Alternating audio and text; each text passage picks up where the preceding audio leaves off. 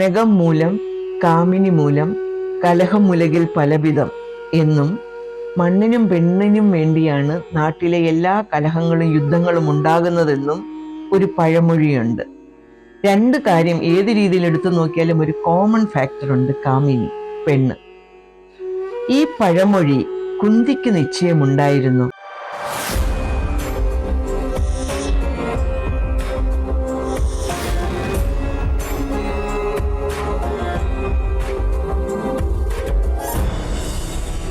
എൻ്റെ പേര് ജയശ്രീ ശ്യാംലാൽ.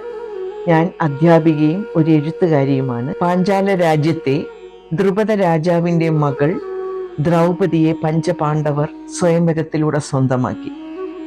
ദ്രുപദ രാജാവിന് തൻ്റെ മകൾ ഏറ്റവും അനുയോജ്യനായ സമർത്ഥനായ ഒരു വരൻ വേണമെന്ന് നിർബന്ധമുണ്ടായിരുന്നു. ദ്രൗപദിയുടെ സൗന്ദര്യം, ശാലീന സൗന്ദര്യത്തെക്കുറിച്ച് നാടെങ്ങും പാട്ടായിരുന്നു.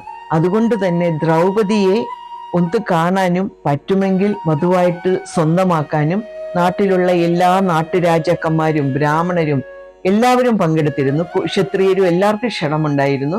കൂട്ടത്തിൽ കൗരവരും വന്നു. പക്ഷെ പാണ്ഡവർക്ക് അവരെ വേഷപ്രച്ഛന്നരായിട്ടല്ലേ വരാൻ പറ്റുകയുള്ളൂ. അവരും ബ്രാഹ്മണ വേഷത്തിൽ ദ്രൗപദിയുടെ സ്വയംവരത്തിന് എത്തിച്ചേർന്നു. ദ്രൗപദിയുടെ സ്വയംവരം വളരെ ആർഭാടവും വിചിത്രവുമായിട്ടാണ് ദ്രുപദ രാജാവ് തയ്യാറാക്കിയത്. സദസ്സിന്റെ നടുവിൽ ഒരു ബൃഹത്തായ അമ്പും വില്ലും ഉണ്ട്. ആ വില്ലിൽ സത്യം പറഞ്ഞാൽ ആർക്കും ഒന്ന് ഉയർത്താൻ പോലും പറ്റുകയില്ല. വില്ല് ഉയർത്തുന്നതല്ല പ്രാധാന്യം.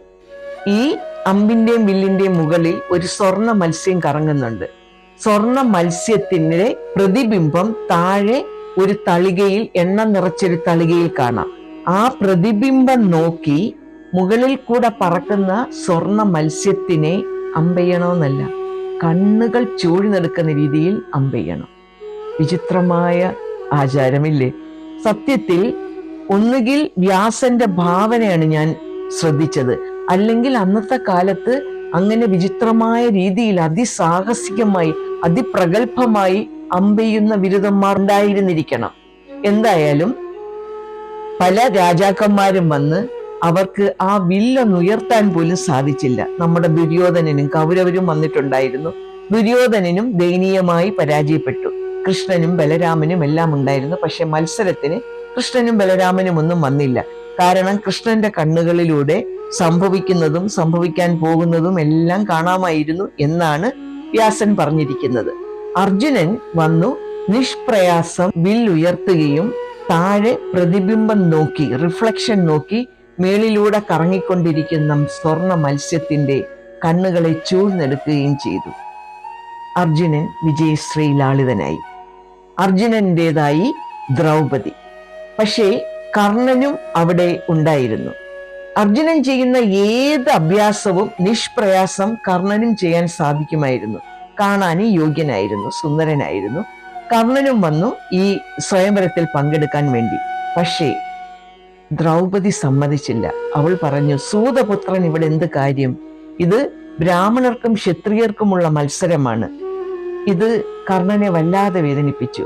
അദ്ദേഹത്തിന് ജാതിയുടെയും മതത്തിന്റെയും പേരിൽ പലയിടത്തുനിന്നും പല ആക്ഷേപങ്ങളും പരിഹാസങ്ങളും ഉണ്ടായിട്ടുണ്ടെങ്കിലും താൻ മോഹിച്ച ഒരു പെണ്ണിന്റെ വായിൽ നിന്നും, ഒരു പെണ്ണിൽ നിന്നും ഇങ്ങനെ ഒരു പരിഹാസവാക്ക് ഉൾക്കൊള്ളാൻ കർണന് കുറച്ച് ബുദ്ധിമുട്ടുണ്ടായിരുന്നു.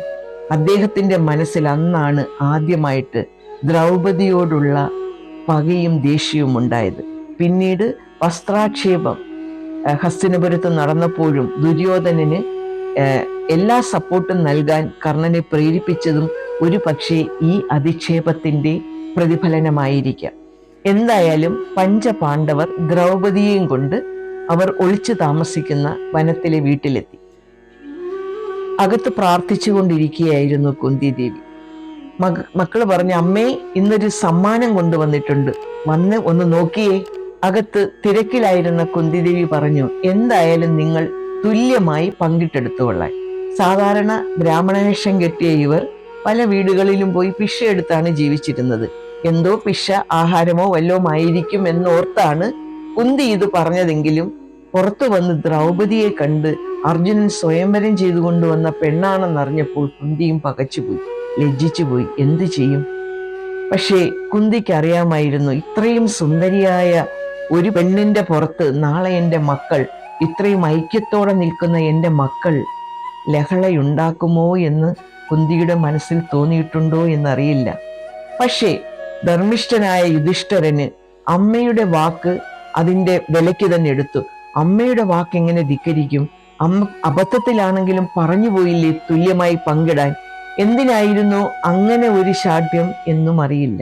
എന്തായാലും അമ്മയുടെ വാക്ക് പാഴാക്കണ്ടെന്നോർത്തും ധർമ്മിഷ്ഠനായ യുധിഷ്ഠിരന്റെ തത്സമയത്തെ ഒരു ഇടപെടൽ കൊണ്ടും 5 പേരുടെയും ഭാര്യ ദ്രൗപദിയായി. അന്നു മുതലാണ് അവളെ പാഞ്ചാലി എന്നറിയപ്പെട്ടത്.